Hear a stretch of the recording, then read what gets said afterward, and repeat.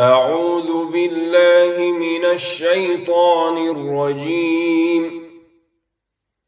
بسم الله الرحمن الرحيم.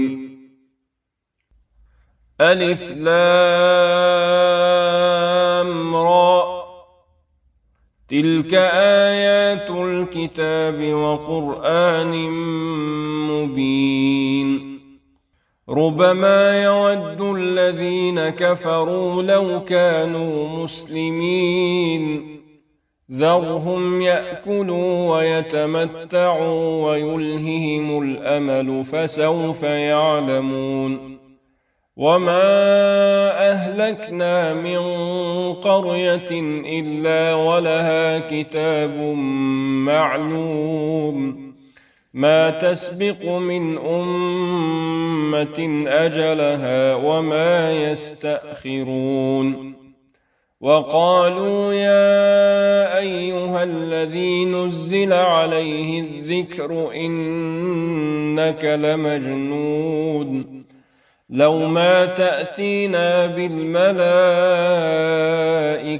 إن كنت من الصادقين، ما ننزل الملائكة إلا بالحق وما كانوا إذا منظرين. إنا نحن نزلنا الذكر وإنا له لحافظون. ولقد أرسلنا من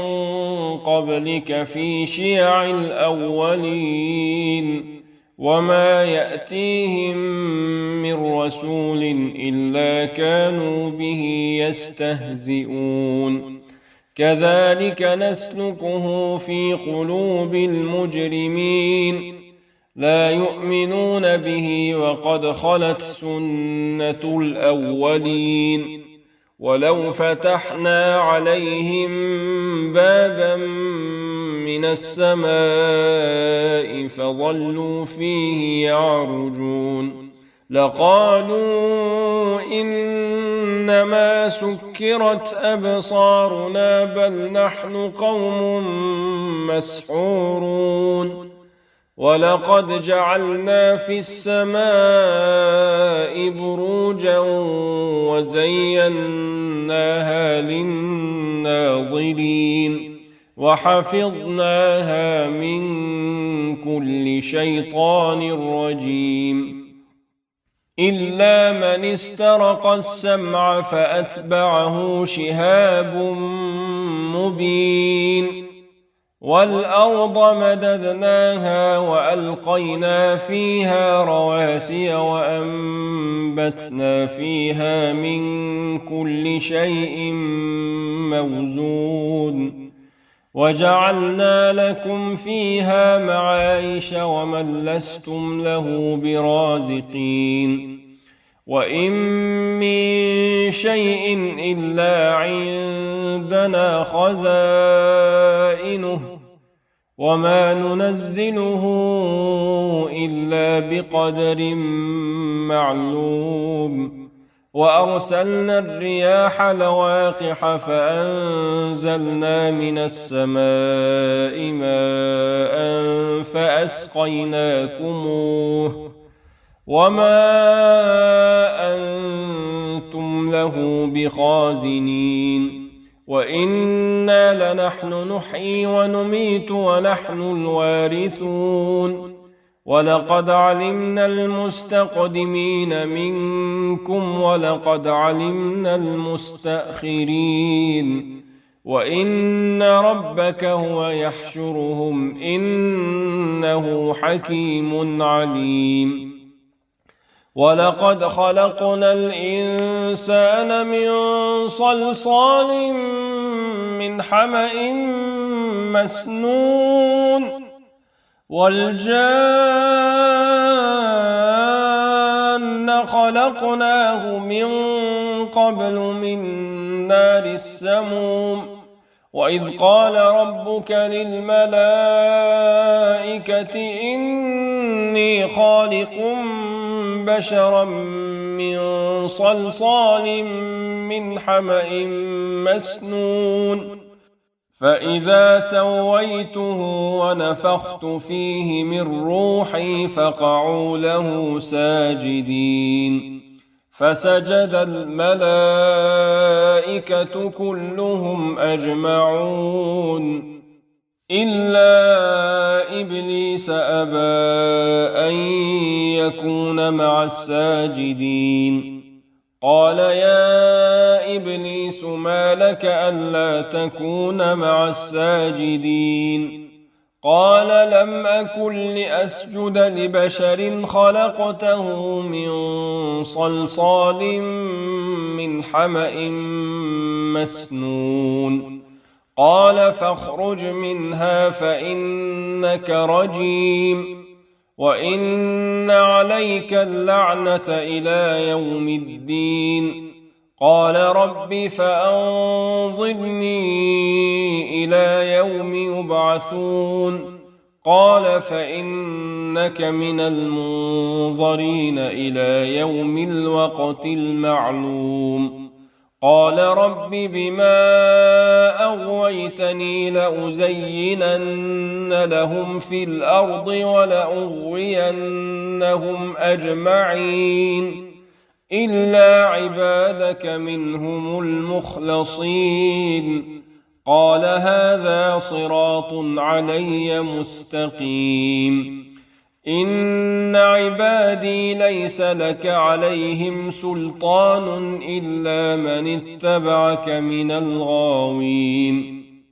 وإن جهنم لموعدهم أجمعين لها 7 أبواب لكل باب منهم جزء مقسوم إن المتقين في جنات وعيون ادخلوها بسلام آمنين ونزعنا ما في صدورهم من غل إخوانا على سرر متقابلين لا يمسهم فيها نصب وما هم منها بمخرجين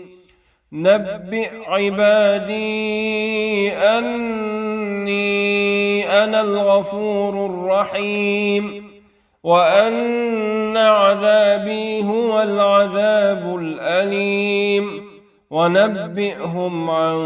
ضيف إبراهيم إذ دخلوا عليه فقالوا سلاما قال إنا منكم وجلون قالوا لا توجل إنا نبشرك بغلام عليم قال أبشرتموني على أن مسني الكبر فبم تبشرون قالوا بشرناك بالحق فلا تكن من القانطين قال ومن يقنط من رحمة ربه إلا الضالون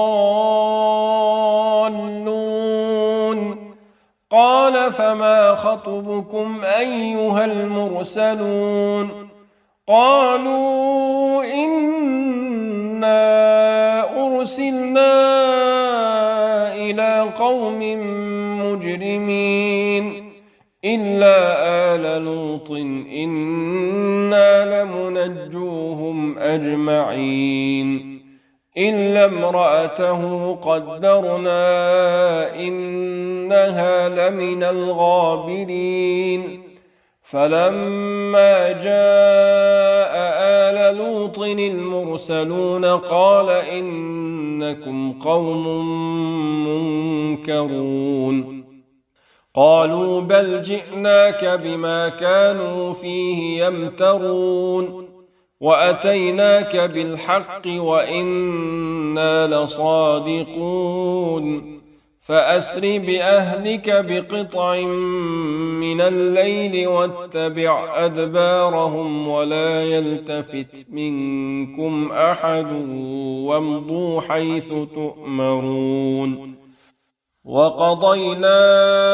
إليه ذلك الأمر أن دابر هؤلاء مقطوع مصبحين وجاء أهل المدينة يستبشرون قال إن هؤلاء ضيفي فلا تفضحون واتقوا الله ولا تخزون قالوا أولم ننهك عن العالمين قال هؤلاء بناتي إن كنتم فاعلين لعمرك إنهم لفي سكرتهم يعمهون فأخذتهم الصيحة مشرقين فجعلنا عاليها سافلها وأمطرنا عليهم حجارة من سجيل إن في ذلك لآيات للمتوسمين وإنها لبسبيل مقيم إن في ذلك لآية للمؤمنين وإن كان أصحاب الأيكة لظالمين فانتقمنا منهم وإنهما لبإمام مبين ولقد كذب أصحاب الحجر المرسلين وآتيناهم آياتنا فكانوا عنها معرضين وكانوا ينحتون من الجبال بيوتا آمنين فأخذتهم الصيحة مصبحين فما أغنى عنهم ما كانوا يكسبون وما خلقنا السماوات والأرض وما بينهما إلا بالحق وإن الساعة لآتية فاصفح الصفح الجميل إن ربك هو الخلاق العليم ولقد آتيناك 7 من المثاني والقرآن العظيم لا تمدن عينيك إلى ما متعنا به أزواجا منهم ولا تحزن عليهم واخفض جناحك للمؤمنين وقل إني أنا النذير المبين كما أنزلنا على المقتسمين الذين جعلوا القرآن عضين فوربك لنسألنهم أجمعين عما كانوا يعملون فاصدع بما تؤمر وأعرض عن المشركين إنا كفيناك المستهزئين الذين يجعلون مع الله إلها آخر فسوف يعلمون ولقد نعلم أنك يضيق صدرك بما يقولون فسبح بحمد ربك وكن من الساجدين واعبد ربك حتى يأتيك اليقين. أعوذ بالله من الشيطان الرجيم.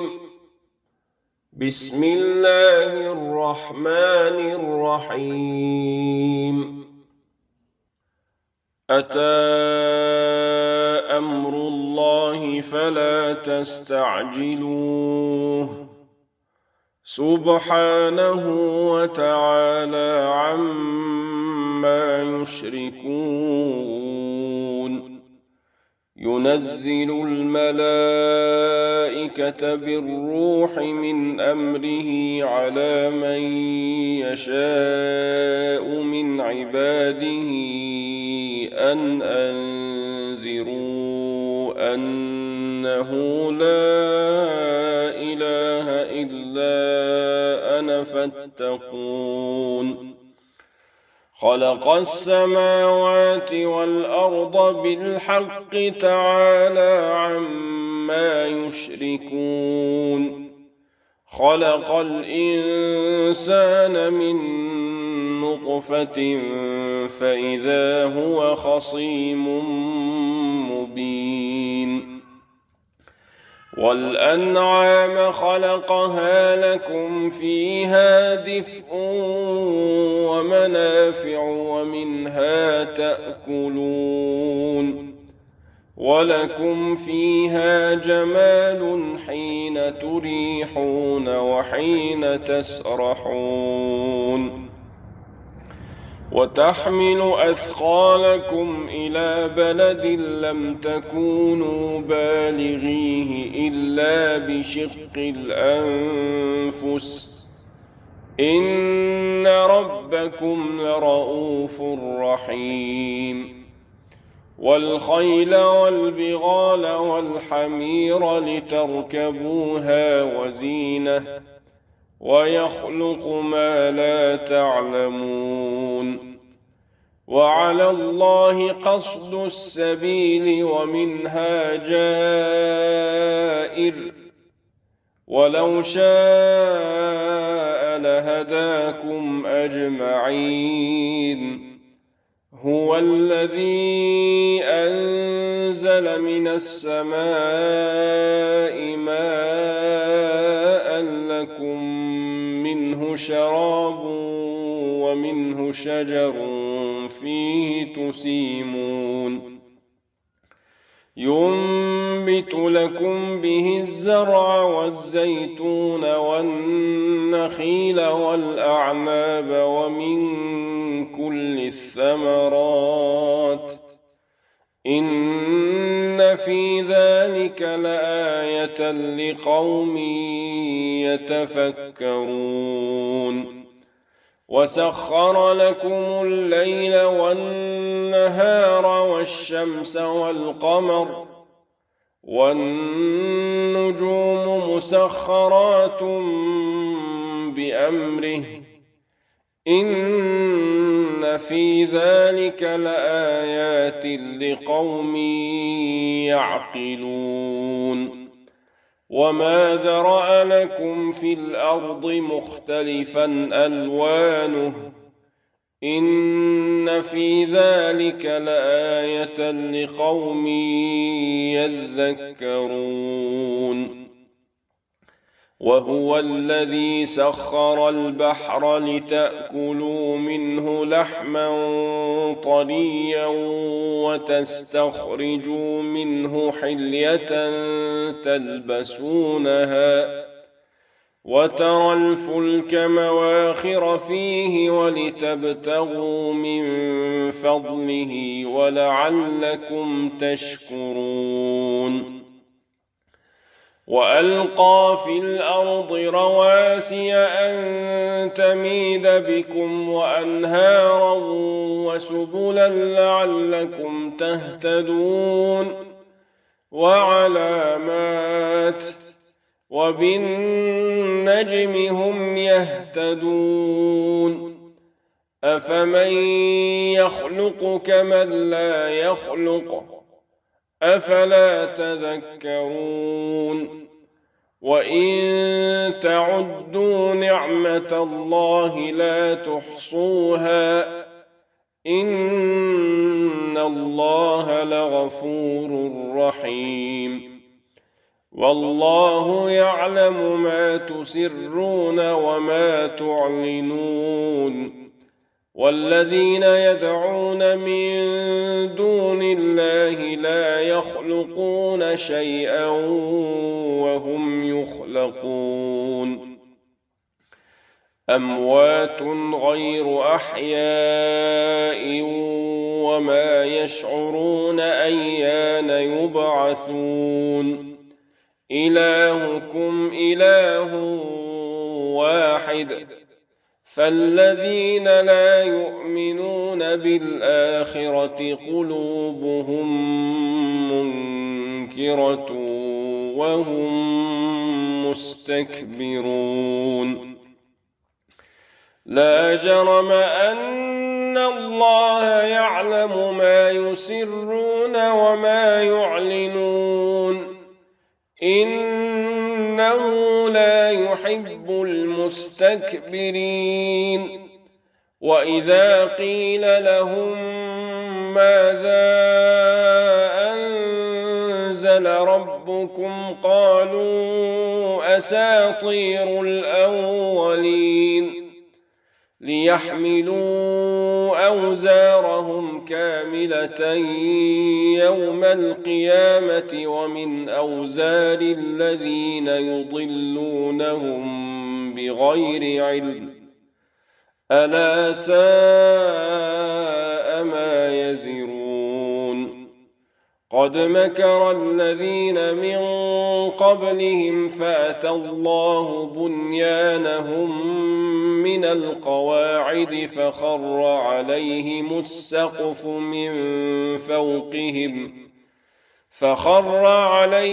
السقف من فوقهم وأتاهم العذاب من حيث لا يشعرون ثم يوم القيامة يخزيهم ويقول أين شركائي الذين كنتم تشاقون فيهم قال الذين أوتوا العلم إن الخزي اليوم والسوء على الكافرين الذين تتوفاهم الملائكة ظالمي أنفسهم فألقوا السلم ما كنا نعمل من سوء بلى إن الله عليم بما كنتم تعملون فادخلوا أبواب جهنم خالدين فيها فلبئس مثوى المتكبرين وقيل للذين اتقوا ماذا أنزل ربكم قالوا خيرا للذين أحسنوا في هذه الدنيا حسنة ولدار الآخرة خير ولنعم دار المتقين جنات عدن يدخلونها تجري من تحتها الأنهار لهم فيها ما يشاءون كذلك يجزي الله المتقين الذين تتوفاهم الملائكة طيبين يقولون سلام عليكم ادخلوا الجنة بما كنتم تعملون هل ينظرون إلا أن تأتيهم الملائكة أو يأتي أمر ربك كذلك فعل الذين من قبلهم وما ظلمهم الله ولكن كانوا أنفسهم يظلمون فأصابهم سيئات ما عملوا وحاق بهم ما كانوا به يستهزئون وقال الذين أشركوا لو شاء الله ما عبدنا من دونه من شيء نحن ولا آباؤنا ولا حرمنا من دونه من شيء كذلك فعل الذين من قبلهم فهل على الرسل إلا البلاغ المبين ولقد بعثنا في كل أمة رسولا أن اعبدوا الله واجتنبوا الطاغوت فمنهم من هدى الله ومنهم من حقت عليه الضلالة فسيروا في الأرض فانظروا كيف كان عاقبة المكذبين إن تحرص على هداهم فإن الله لا يهدي من يضل وما لهم من ناصرين وأقسموا بالله جهد أيمانهم لا يبعث الله من يموت بلى وعدا عليه حقا ولكن أكثر الناس لا يعلمون ليبين لهم الذي يختلفون فيه وليعلم الذين كفروا أنهم كانوا كاذبين إنما قولنا لشيء إذا أردناه أن نقول له كن فيكون والذين هاجروا في الله من بعد ما ظلموا لنبوئنهم في الدنيا حسنة ولأجر الآخرة أكبر لو كانوا يعلمون الذين صبروا وعلى ربهم يتوكلون وما أرسلنا من قبلك إلا رجالا نوحي إليهم فاسألوا أهل الذكر إن كنتم لا تعلمون بالبينات والزبر وأنزلنا إليك الذكر لتبين للناس ما نزل إليهم ولعلهم يتفكرون أفأمن الذين مكروا السيئات أن يخسف الله بهم الأرض أو يأتيهم العذاب من حيث لا يشعرون أو يأخذهم في تقلبهم فما هم بمعجزين أو يأخذهم على تخوف فإن ربكم لرؤوف رحيم أولم يروا إلى ما خلق الله من شيء يتفيأ ظلاله عن اليمين والشمائل سجدا لله وهم داخرون ولله يسجد ما في السماوات وما في الأرض من دابة والملائكة وهم لا يستكبرون يخافون ربهم من فوقهم ويفعلون ما يؤمرون وقال الله لا تتخذوا إلهين اثنين إنما هو إله واحد فإياي فارهبون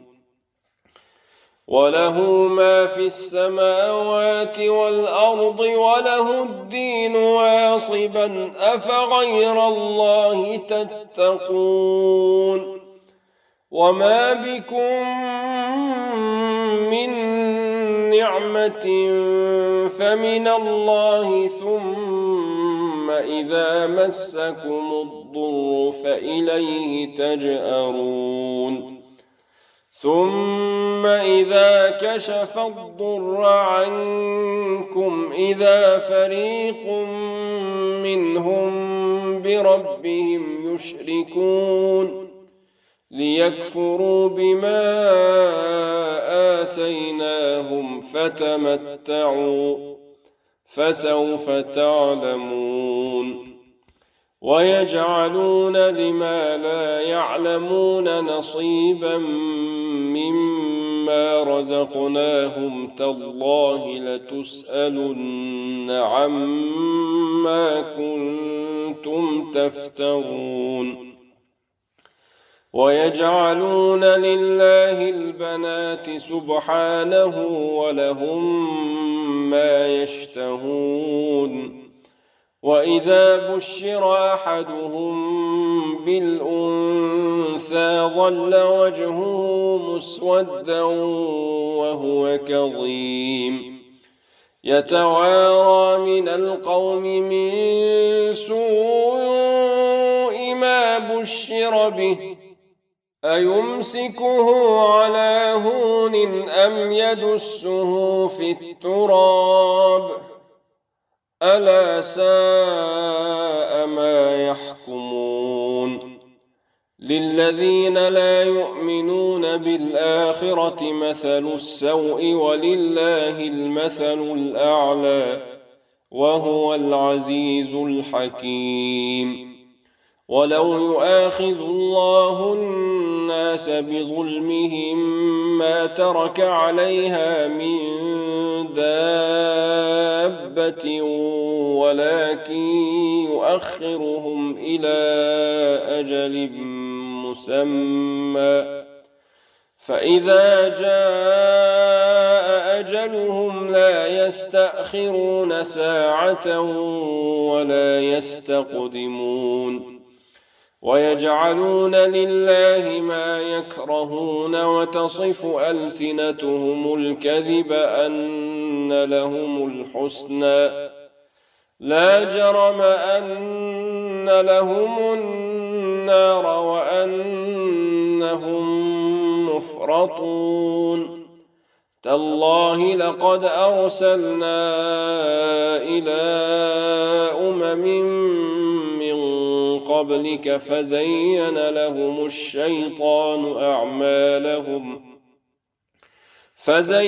لهم الشيطان أعمالهم فهو وليهم اليوم ولهم عذاب أليم وما أنزلنا عليك الكتاب إلا لتبين لهم الذي اختلفوا فيه وهدى ورحمة لقوم يؤمنون والله أنزل من السماء ماء فأحيا به الأرض بعد موتها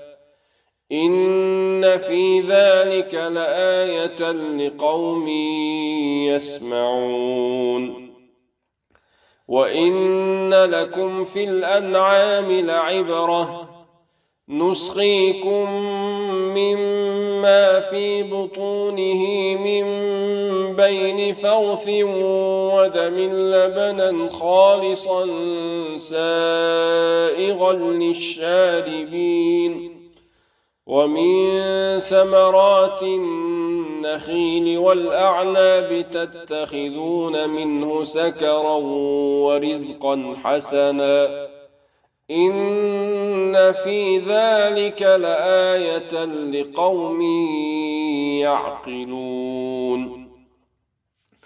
وأوحى ربك إلى النحل أن اتخذي من الجبال بيوتا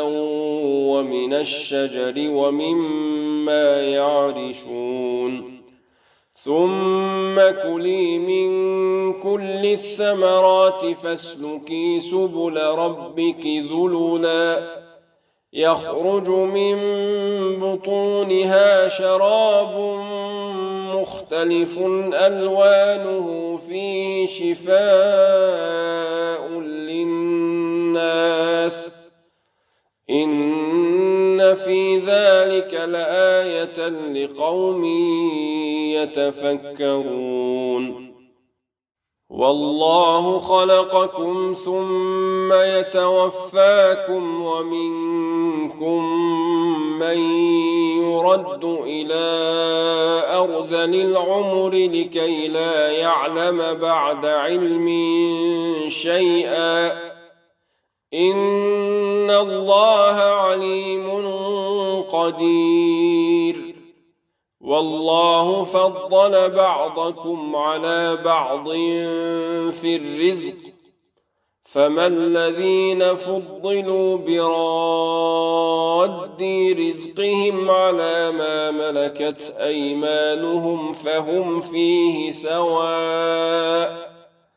أفبنعمة الله يجحدون والله جعل لكم من أنفسكم أزواجا وجعل لكم من أزواجكم بنين وحفدة ورزقكم من الطيبات أفبالباطل يؤمنون وبنعمة الله هم يكفرون ويعبدون من دون الله ما لا يملك لهم رزقا من السماوات والأرض شيئا ولا يستطيعون فلا تضربوا لله الأمثال إن الله يعلم وأنتم لا تعلمون ضرب الله مثلا عبدا مملوكا لا يقدر على شيء ومن رزقناه منا رزقا حسنا فهو ينفق منه سرا وجهرا هل يستوون الحمد لله بل أكثرهم لا يعلمون وضرب الله مثلا رجلين أحدهما أبكم لا يقدر على شيء وهو كل على مولاه أينما يوجهه لا يأتي بخير هل يستوي هو ومن يأمر بالعدل وهو على صراط مستقيم ولله غيب السماوات والأرض وما أمر الساعة إلا كلمح البصر أو هو أقرب إن الله على كل شيء قدير والله أخرجكم من بطون أمهاتكم لا تعلمون شيئا وجعل لكم السمع والأبصار والأفئدة لعلكم تشكرون ألم يروا إلى الطير مسخرات في جو السماء ما يمسكهن إلا الله إن في ذلك لآيات لقوم يؤمنون. والله جعل لكم من بيوتكم سكنا وجعل لكم من جلود الأنعام بيوتا تستخفونها يوم ظعنكم ويوم إقامتكم، ومن أصوافها وأوبارها وأشعارها أثاثا ومتاعا إلى حين. والله جعل لكم مما خلق ظلالا وجعل لكم من الجبال أكنانا وجعل لكم سرابيل تقيكم الحر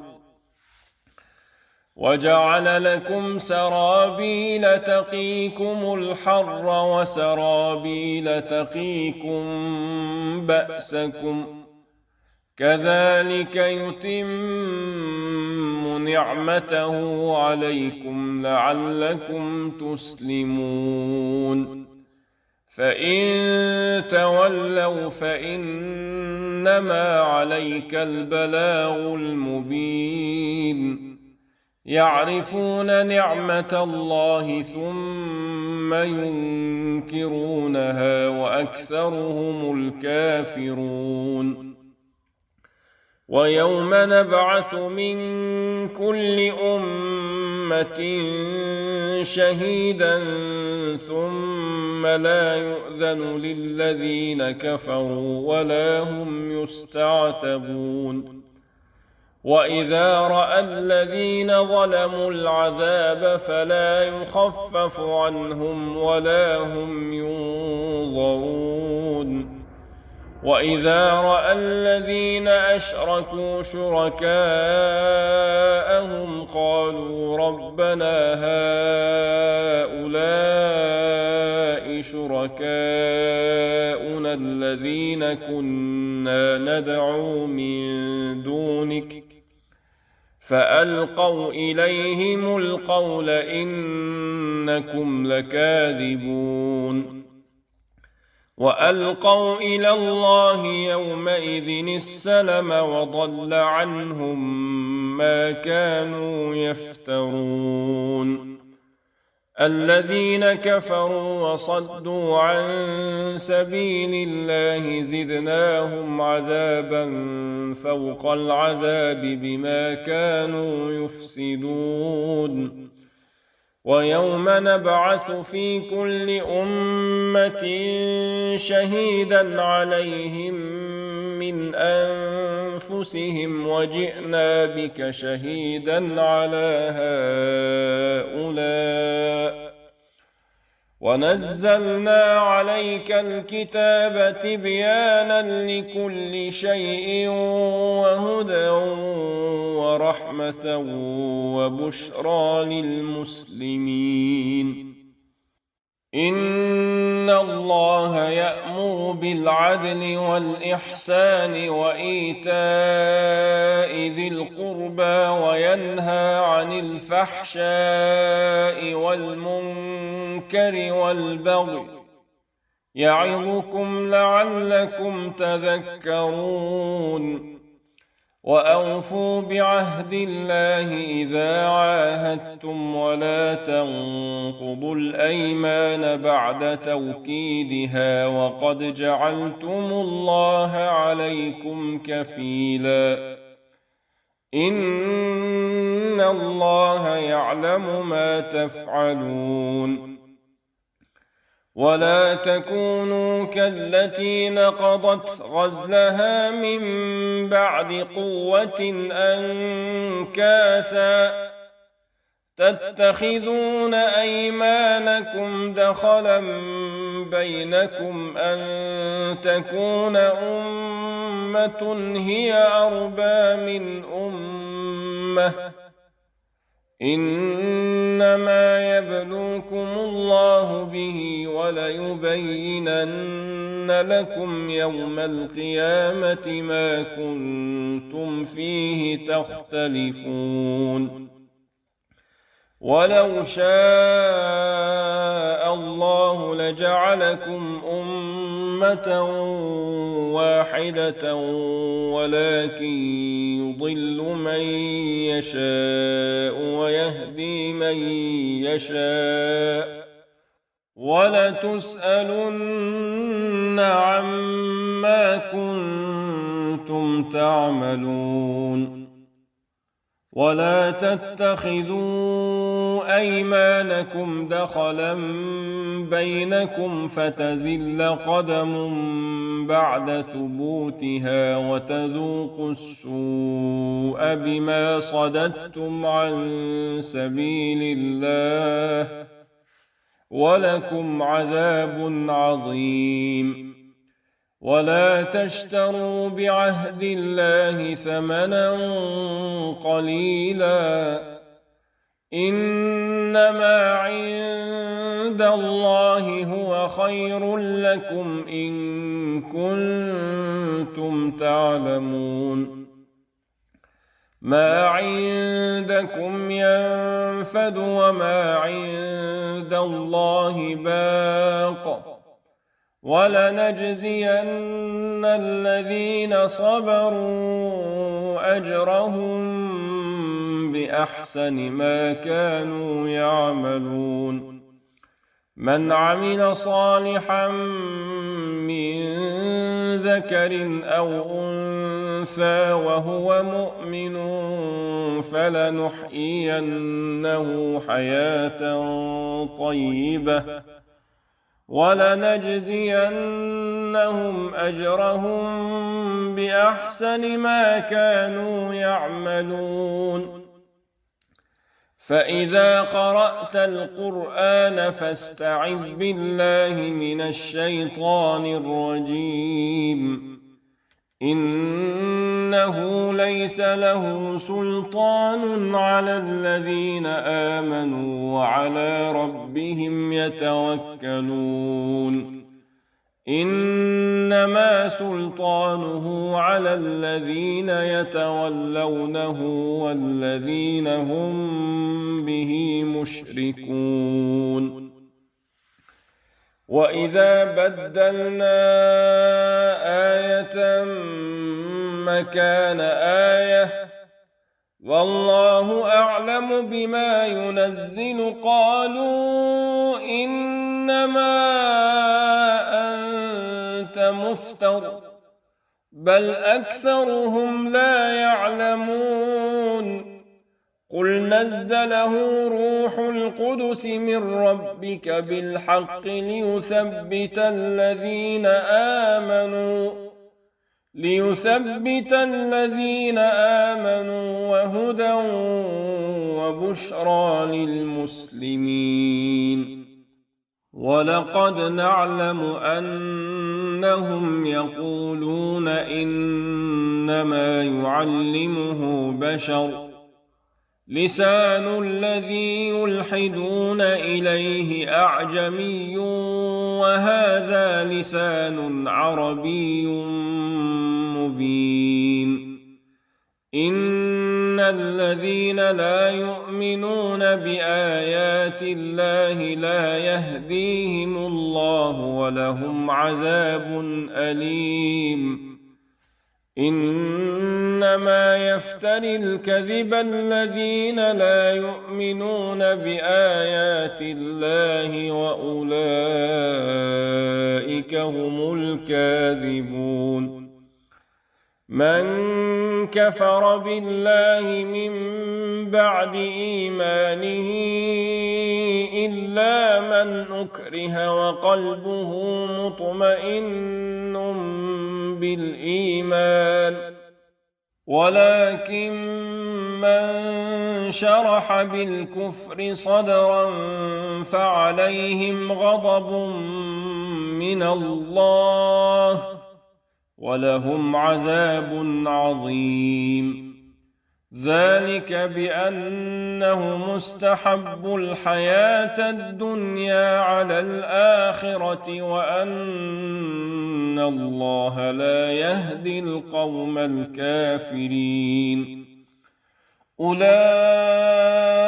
الذين طبع الله على قلوبهم وسمعهم وأبصارهم وأولئك هم الغافلون. لا جرم أنهم في الآخرة هم الخاسرون. ثم إن ربك للذين هاجروا من بعد ما فتنوا ثم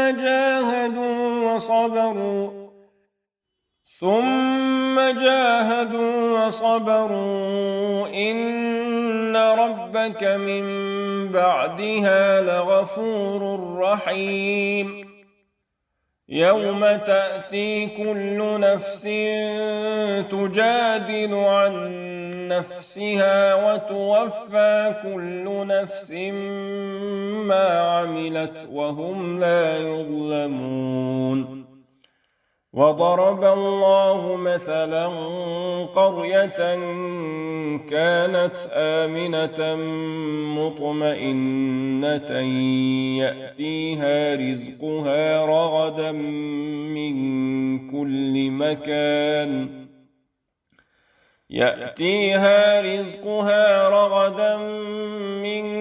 كل مكان فكفرت بأنعم الله فأذاقها الله لباس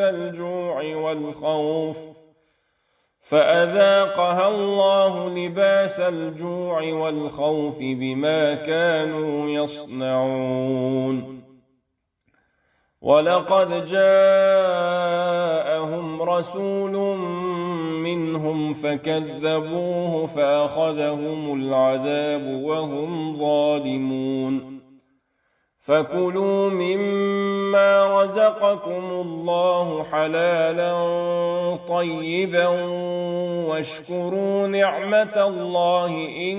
كنتم إياه تعبدون. إنما حرم عليكم الميتة والدم ولحم الخنزير وما أهل لغير الله به،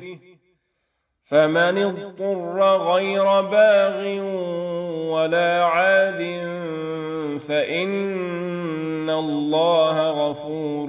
رحيم. ولا تقولوا لما تصف ألسنتكم الكذب هذا حلال وهذا حرام لتفتروا على الله الكذب، إن الذين يفترون على الله الكذب لا يفلحون. متاع قليل ولهم عذاب أليم. وعلى الذين هادوا حرمنا ما قصصنا عليك من قبل وما ظلمناهم ولكن كانوا أنفسهم يظلمون. ثم إن ربك للذين عملوا السوء بجهالة ثم تابوا من بعد ذلك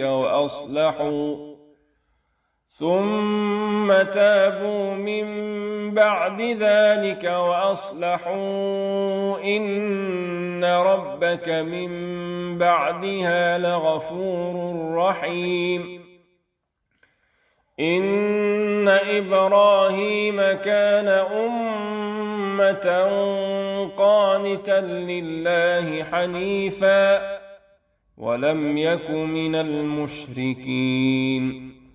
شاكرا لأنعمه اجتباه وهداه إلى صراط مستقيم. وآتيناه في الدنيا حسنة وإنه في الآخرة لمن الصالحين ثم أوحينا إليك أن اتبع ملة إبراهيم حنيفا وما كان من المشركين إنما جعل السبت على الذين اختلفوا فيه وإن ربك ليحكم بينهم يوم القيامة فيما كانوا فيه يختلفون ادع إلى سبيل ربك بالحكمة والموعظة الحسنة وجادلهم بالتي هي أحسن إن ربك هو أعلم بمن ضل عن سبيله وهو أعلم بالمهتدين وإن عاقبتم فعاقبوا بمثل ما عوقبتم به ولئن صبرتم لهو خير للصابرين واصبر وما صبرك إلا بالله ولا تحزن عليهم ولا تك في ضيق مما يمكرون إن الله مع الذين اتقوا والذين هم محسنون. Kur'an-ı Kerim Abdi Talih.